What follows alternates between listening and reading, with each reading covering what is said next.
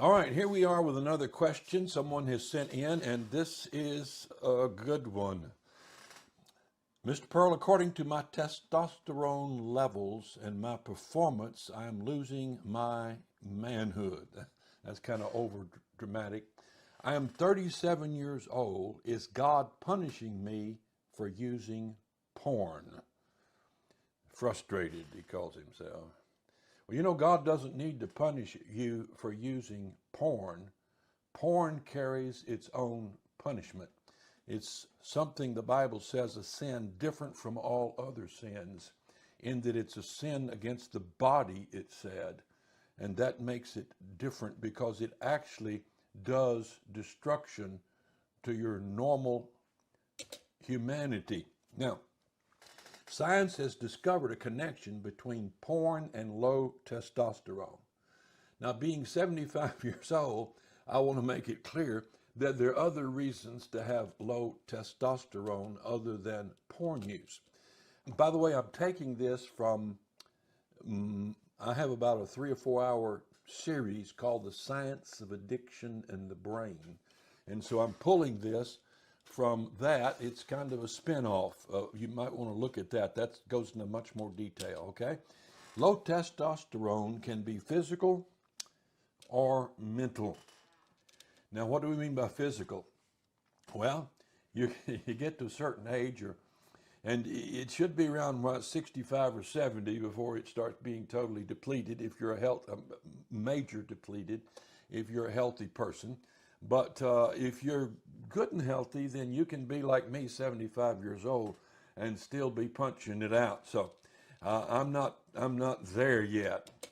Now, another thing can lower your testosterone is just being tired and sickly. There's a lot of men 30 years old that are tired and sickly, poor diet, and their testosterone goes down, and they're not using porn. So I don't want the ladies out there to think if your husband's got low testosterone, that means he's using porn. Another thing that causes low testosterone, other than bad diet, is fat. If you get fat, it can certainly reduce your testosterone. Now, the Bible says, the wicked desireth the net of evil men, but the root of the righteous yieldeth fruit. So there is a net today of evil men. It's called the internet, and it comes mostly out of, you guessed it, LA. And that is a place that you can get entangled in the net and experience destruction. Now, they have a machine called the functioning magnetic resonance imaging machine, or the MRI or fMRI. Now, I've been in an MRI machine, but they have one they can hook up to your brain with lots of electrodes, and they can see your brain in action. They can actually see the different parts of the brain, and the part that is receiving signals, electric signals at that point. They can see the blood flowing and know what part of the brain is activated. And they've been able to map the brain so that they know where emotions are, good, happy emotions, sad emotions. They know where reasoning is. They know where sight and hearing and sound. And every part of the brain, and brains have it all in common, are isolated. Take a big office building full of lots of rooms. One room is the electronics room, another room is storage, another room is cafeteria and vending, and all these different rooms. When you see the light on from a distance, you say, okay, looks like all the people are in the cafeteria. See another light on. You can tell where the activity is by the lights that are on in the brain. Now, researchers can see porn use in a brain. There are parts of the brain that light up that says you're porn user. In fact, they can see it when you're not looking at porn and not thinking about porn. They can see parts of the brain that have been beefed up and strengthened to be porn receptors. They can see effects that the porn has had on the reasoning part of the brain, on the emotional part of the brain, on the intimacy part of the brain. Now, I'm not making this up. Get online. It's quite common information. So they can see your porn use. You are actually changing your brain whenever you look at porn. Your body's designed to produce hormones in response to stimuli. You have happy chemicals and sad chemicals, and these chemicals and hormones in the brain are what triggers the synapses, like a switch, to send a signal out, and that signal coming from that part of the brain may go to 10,000 places in the brain. It's amazing how the brain works. It's far superior to anything, all the computers in the world put together. And so the body is designed to produce these hormones, but the body produces more or less hormones depending on use. And the brain forms connections with different parts through these hormones based on how it's used. So the brain changes structure to accommodate the use made of it. Now, what do we mean by that? Take this hand right here. I can shake a man's hand and I can tell if he is a carpenter, a bricklayer, or a city-dwelling office man. I can tell if he's a farmer, different from a carpenter, because different muscles in the hand develop based on the kind of use you make of it, just like your body does. I can look at a man in a Walmart and tell you he's a farmer and he's got cows. I've often walked up to him and said, how your cows doing? Oh yeah, I mean, how many head you got? Oh, about 100. I can tell just by looking at their body, the way they walk, the way they stand, the way their muscles are developed. There's uniqueness about every occupation in the way it affects your body. Well, your brain is affected and changed, strengthened or weakened based on how you use it. Now, these synapses, this in the white little thing there, the connections, are formed and pathways are strengthened or diminished according to the way you use them. You know, I throw knives. You've seen me do that in tomahawks, and I can take a spot the size of your finger and stick a tomahawk in it 3 times straight in a row. I don't know how to do that. I practiced for many, many, many years. And what I've done is, it's not muscle coordination, it's not muscle memory, it's brain memory. The brain forms connections with all of the muscles so that all that works in sync. I'm not thinking about it. And somehow I'm able to throw a tomahawk from 16 feet and hit a golf tee and split it. Now that amazes me. Well, the use of pornography does the same thing to your brain. It perfects it as a pornographic brain. It perfects it as a brain of lust. And other parts of the brain, like intimacy, like love, like compassion, like reason, diminish with the strengthening of your porno brain. Now, associations are made that do not exist naturally. Let me give you an example of that. I have never drank a cup of coffee. I'm not against coffee. Coffee is actually good for you in cancer fighting. But I've never drank a cup of coffee. You know why? Because when I was a kid, my mother and daddy smoked and drank coffee at the same time. And I so despised the smoke, by the time I got up about 10 years old, I wouldn't be in the room with them smoking. And I'd smell coffee and cigarette smoke at the same time. So here I am, 75 years old, and when I smell coffee, I identify it with the stinking, rotten, filthy cigarettes. Now, I can't help that because 2 things happened in my brain at the same time: the smell of cigarette smoke and the smell of coffee. When I was in college in sociology or psychology class, I've forgotten which, and they had pictures of men looking at porno magazines, and the women had gas masks on. This was back in the 60s, and the film might have come from the 50s. But what it was, in England, during the bombing of England, when the teenage boys would jump up and run down into the bomb shelters with their parents, huddled together, and a girl sitting knee to knee, 2 feet away, and these boys were going through puberty. The girl's wearing a gas mask, and she's got a little nightgown thing on, and the boys lusted after the girls and the women in these confines, everybody wearing gas masks. So when they got 25 years old, they liked to look at naked women wearing gas masks. I didn't understand it. I laughed at that when I was in college. You see, they'd formed an association between their natural desires for females and gas masks. Weird, is it not? Well, associations can be made with porn and whatever occurs at the same time. Now, Stephen Hyman, a former director of the National Institute of Mental Health, says, when a human being or other animal performs an action that satisfies a need or fulfills a desire, the neurotransmitter dopamine is released into the nucleus accumbens and produces pleasure. That system is called the reward pathway. When we do something that provides this reward, the brain records the experience and we're likely to do it again. In other words, that hormone that gives us pleasure puts a stamp in the brain and says, do that again. That's why when you go somewhere and you have fun, like you may went on a vacation when you were 15 years old and had such fun, you won't want to go back there again. Or you know someone, you have such fun around them, you want to be around them again.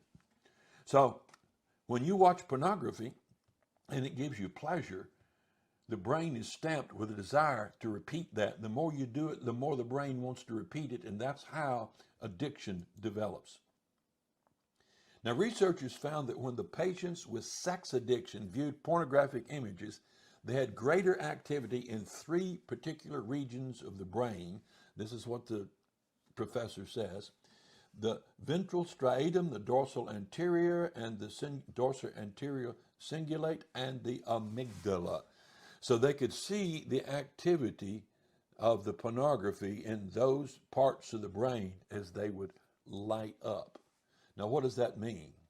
A German study says men who report watching a lot of pornography tend to have less volume and activity in the regions of the brain linked to rewards and motivation. In other words, they lose the normal desire, the normal motivations for the issues of life. I've seen people who looked at a lot of pornography that just become unproductive generally. They just do not seek the reward of work or accomplishment because they just sink and emerge into the dark world of porn. It's as though the normal machinery of motivation is no longer functioning. That doesn't happen necessarily early, but there are many people report that start using porn as young teenagers, that by the time they're 22, the brain is completely reformed. All addictions affect the lower central portion of the brain, the cortex, that regulates learning and reasoning. So a lot of kids in school today can't learn because they started looking at pornography on their phone when they were 6, 7, and 8 years old. Now, Simon Kuhn said, quote, "We found that the volume of the so-called striatum, a brain region that is active when people see sexual stimuli, was smaller the more pornography consumption the participants reported." In other words, that precious, wonderful part of the brain that experiences sexual, erotic stimulation and pleasure, and I thank God for it. God made that. God created that. The people that look at pornography lose that. It takes them longer and longer and longer to get it up until they reach a point to where their testosterone drops and their desires diminish to where they can't get it on with a female. Only in pornography can they be sexually stimulated. And then it takes more and more pornography that's darker and darker until normal female-male activity no longer interests them. And then they get involved in stuff like animal sex, child sex, and then they get into blood and violence, bondage and sex. And so eventually all of the different passions, dark passions of the human, is brought into the sexual drive. And the brain links all these things together. So they see blood and they're aroused. They see children and they're aroused. They see animals and they're aroused. Their imagination goes. But then when they come to a normal female and seek to have intimacy, there's no intimacy there. You can get online and read of non-Christian, unsaved men, 21, 22 years old, confessing that they've lost their drive for females. They just cannot relate to a female now. All they can relate to is the imaginary world of pornography. So that part of the brain that would normally experience sexual arousal diminishes. You overfeed the brain and the imagination with sexual stimuli, and the brain says that's too much. We're getting too much. Let's cut that part of the brain down. So the brain adjusts and adapts to be less stimulated because the brain tries to keep an equilibrium of chemicals and hormones. Otherwise, there's burnout. So by this overstimulation, you actually kill that which you're seeking to have, which is eroticism. Moreover, the connection between the striatum and prefrontal cortex, which is the outer layer of the brain associated with behavior and decision-making, learning, and reasoning, worsened with the increase of porn watching. This is what the researchers are saying.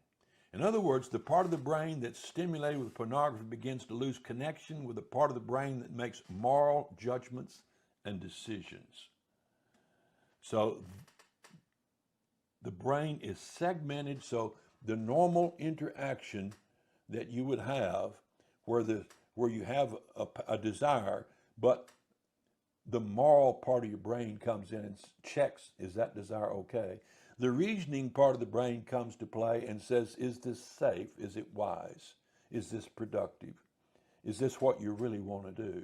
So all the different aspects of the normal, healthy brain come together so that we're able to look and say, well, I may have a desire that way, but it's improper, it's unholy, it's unhealthy, it's not productive, it's dangerous, or even you could go to jail for it. And so your impulses are checked. But with sufficient pornography use, you lose connection, you get reckless, you get dangerous, you do things that's going to put you in jail, you do things that's going to destroy your life, you do things that's going to destroy your reputation, your family, your marriage, your children, because you no longer have those checks and balances with the warped condition of your brain. The brain of a porn addict comes to resemble that of a lesbian. A man addicted to pornography, brain comes to look like that of a lesbian. Now, the law of frequency. The more often two things are linked, the more powerful the association becomes until they become inseparable. So when you look at pornography of a female and you're aroused, but just out of curiosity or accidentally you come across a child and you are aroused by that child. See, that's not normal. I have never in my life been tempted or aroused by a child. That is so foreign to me. It's like eating chicken poop sandwiches. It's just not something I would ever think about, imagine, or conceive of, or be tempted to do. And yet there are millions of men in America aroused by children. They weren't born that way. They didn't go through puberty and that take place. That's not something that grew up 18, 19 years old. No, that's something that's induced by two things taking place: normal sexual drive and lust for children. So you can build lust, you can build homosexual lust, you can build all kinds of lust by bringing an association together. And it makes me so mad. I want to stomp the face of any man that would sexually use a child. I don't like the idea of hell, but I would create a hell for people that sexually abuse children. God already has. Unto the pure all things are pure, but unto them that are defiled and unbelieving is nothing pure, but even their mind and conscience is defiled. They profess that they know God, but in works they deny him, being abominable and disobedient unto every good work. They're reprobate. That's what happens to you when you get on the road to pornography. You not only diminish your testosterone, you diminish your humanity. There comes a time when the use of pornography creates a slippery slope that takes you further than you wanted to go and keeps you longer than you wanted to stay. I've seen a lot of people like that. People have written me like that. They write as if they're writing from hell, and they're hopeless. Confession of a porn addict. This is what one actually said. He said, the more you do it, the longer you do it, the less of you there is left. It was a 22-year-old young man that said that.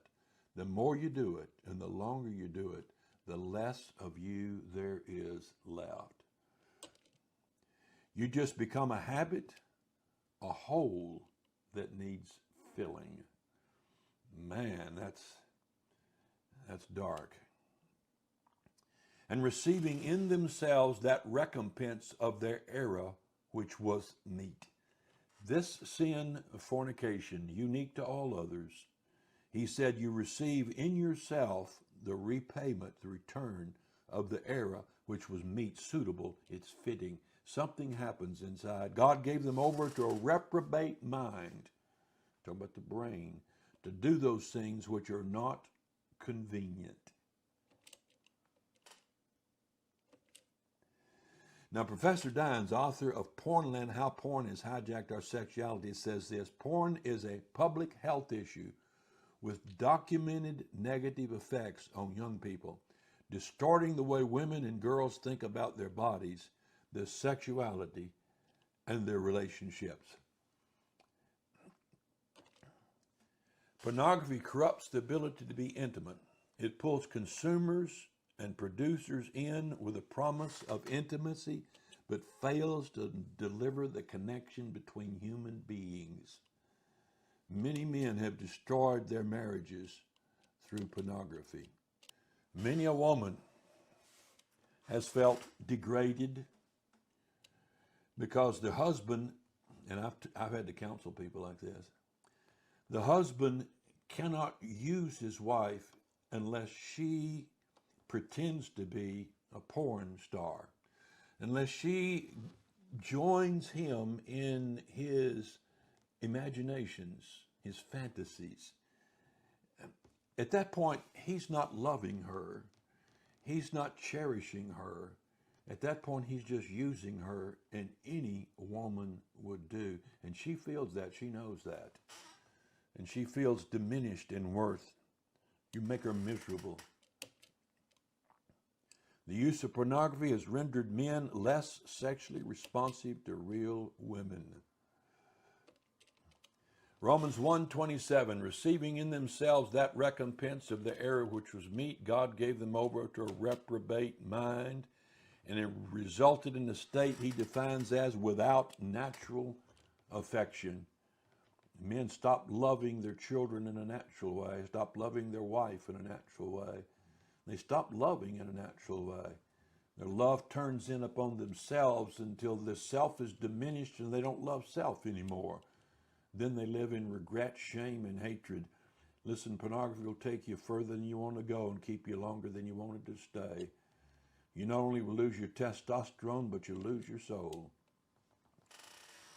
So do these also resist the truth men of corrupt minds reprobate concerning the faith, but they shall proceed no further, for their folly shall be made manifest unto all men. Think what that says. It says, your secret sin is going to be made manifest unto all men. You say, no, I'm going to keep it secret.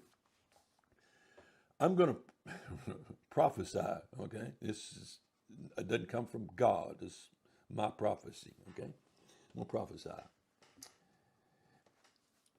Google hates Christians.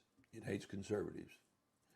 And all the social media, all those tech gurus would like to bring down the right and bring down Christians. So I'm going to tell you what they're going to do. Because if I were the devil and I had the power they've got, it's what I would do. What they're going to do is one day Google is going to publish the names, addresses, and all the video sites viewed by all the right, all the Christians, all the preachers. One day, and it may be this year, maybe longer, but one day somehow it's going to get out. And you're going to be able to go to your computer and type in your name. Anybody will be able to type in your name. And there will be all the porn sites you visited over the last 10, 15 years. Every single one of them. You know what that would do to Christianity? It'd totally destroy it in America. Churches would be empty. You know why? Because half the preachers have viewed pornography. And most of the church members have viewed pornography.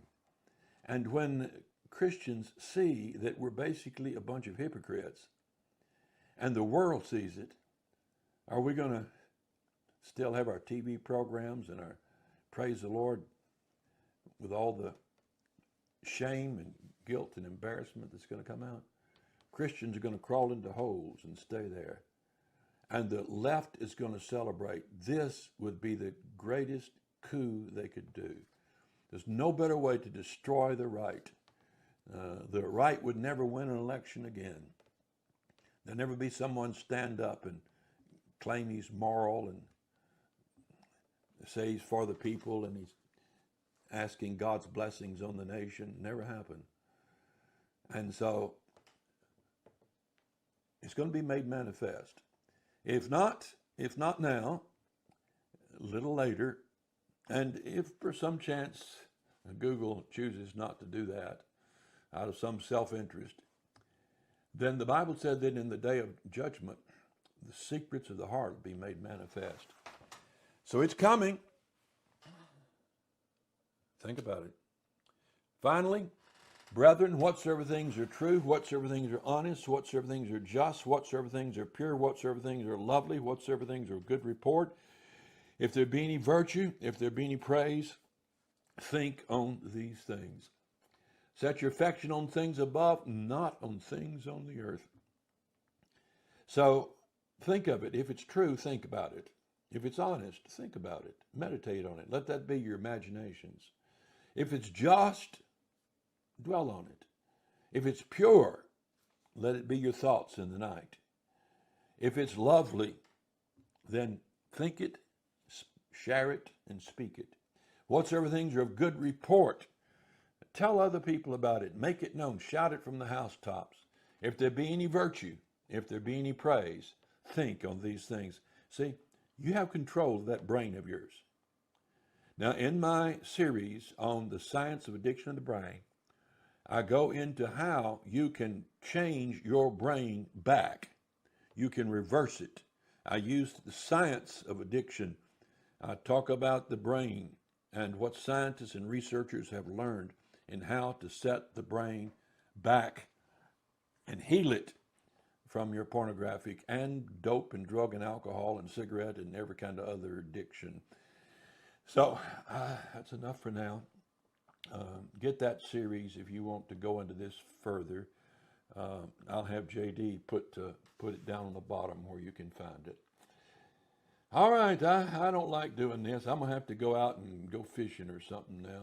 It makes me miserable to talk about this stuff. Okay, goodbye.